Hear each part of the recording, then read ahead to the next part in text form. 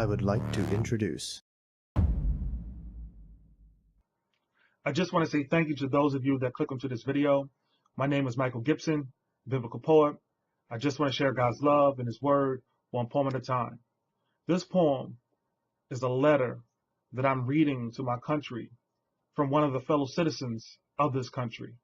To quote Dr. Martin Luther King, on some issues, it is necessary for the moral individual to take a stand that is neither safe, nor politic, nor popular, but he must do it because it is right. I hope you enjoy. The flag. I choose the flag because it's the only thing that I could use to get your attention. I put my hands up and even screamed, I'm unarmed, but that didn't seem to help. I said stop killing me and that Black Lives Matter, but somehow that has been misconstrued into that no one else's lives are important. To delegitimize my movement, you can congruently start a blue lives, all lives, save the dolphins and free Willie movement. To cast disparagement on my sincerity about life, you challenge me to examine the crime in my own community, trying to take the spotlight off of the officers killing us. You blur my message by saying that I should be more concerned with black on black crime, despite the fact that you are murdering us in cold blood. But in the words of Shaggy, you keep saying, it wasn't me.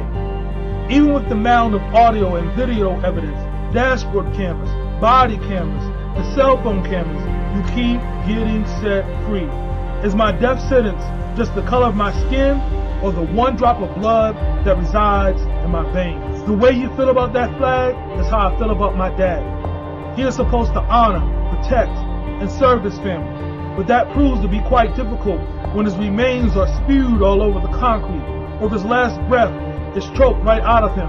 I honor every person that serves this country. I mean, my father fought for this country, lost years of his life for this country. I knelt on that flag the same way that I kneeled down to pray. I was hoping that God would stand up for me and that this great nation of mine could recognize my pain and suffering. You would view history differently if your face was at the end of that gun, or your neck at the end of that noose, if that cross was burning in your yard, if you were the one sitting behind bars for a crime you didn't commit, if your forefathers died in the bottom of that ship, if this country was built off the sweat of your brow, but when you needed to get a drink to quench your thirst, you were told that this fountain isn't for your lips. If you could get a ride on that bus, but only from the back, if you stood up for yourself, there was a fire hose, a baton, or a firebomb for your church. I could serve my country and possibly even die for it, but this country never received me.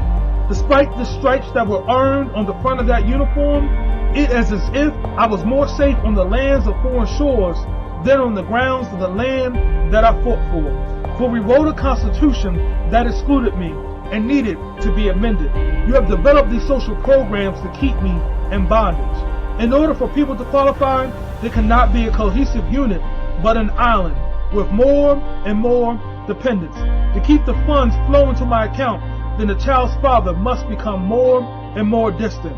The more dysfunctional I am, the greater the payout. But the more dysfunctional I am, the harder it is for me to find my way out. You would rather I stay on the system than to have any personal ambition, because then you would have to find another group of people to socially condition. To the victors goes the books. You have been able to rewrite the past, wiping and blotting out the names and faces of all your crooks. You have stolen our songs, our music, our dances, our manuscripts, our inventions, and our ingenuity, and replaced their faces with ones that don't look like mine in those history books, denying my people the greatness and prominence that my ancestors had, erasing their legacy off of the face of this planet, as if the cradle of our civilization did not start on the continent of Africa. What did I ever do to cause you to hate me so much? Yes, we have made progress because there are no more cotton fields or slave ships coming across the Atlantic. However, we have merely changed the means but still use the same tactics.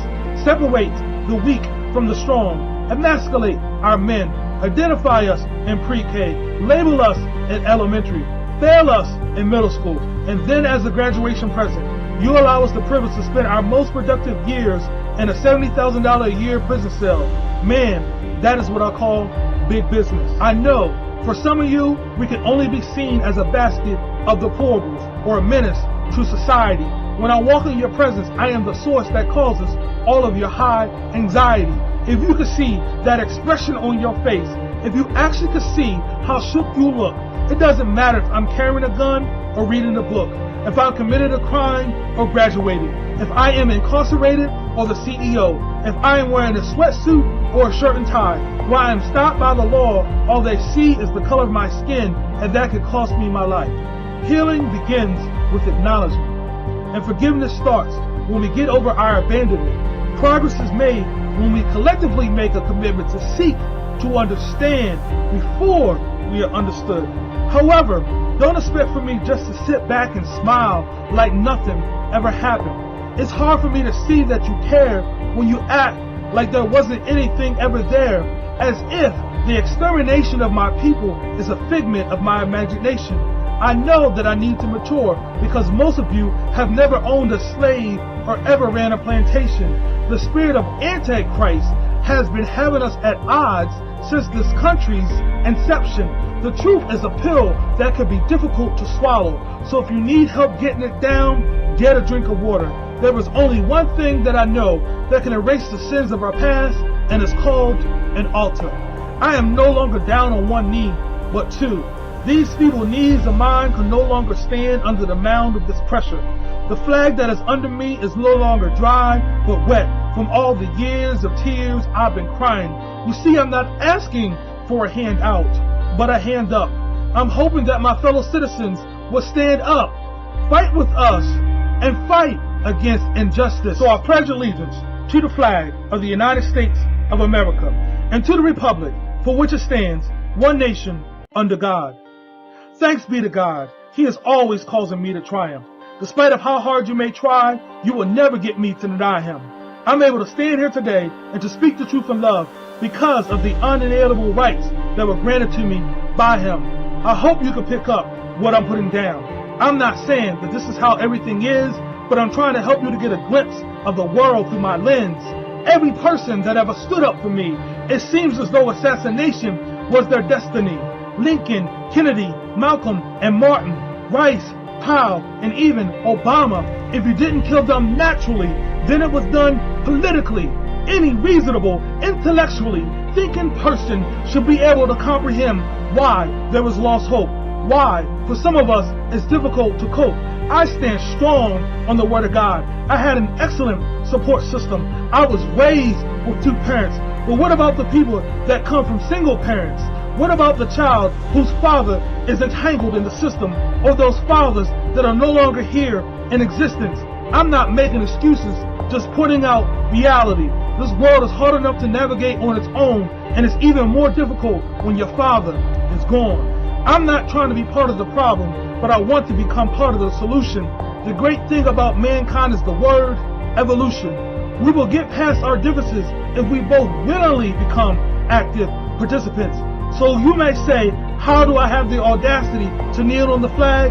I would ask that before you judge me, walk a mile in my shoes, and that the only thing I've ever been is American. When I look at the flag, I see greatness and agony. My father spent the last 3 years of his life battling a disease that he got while serving this country. I'm so proud of the work that the men and women do to protect this country because I know our freedom isn't free.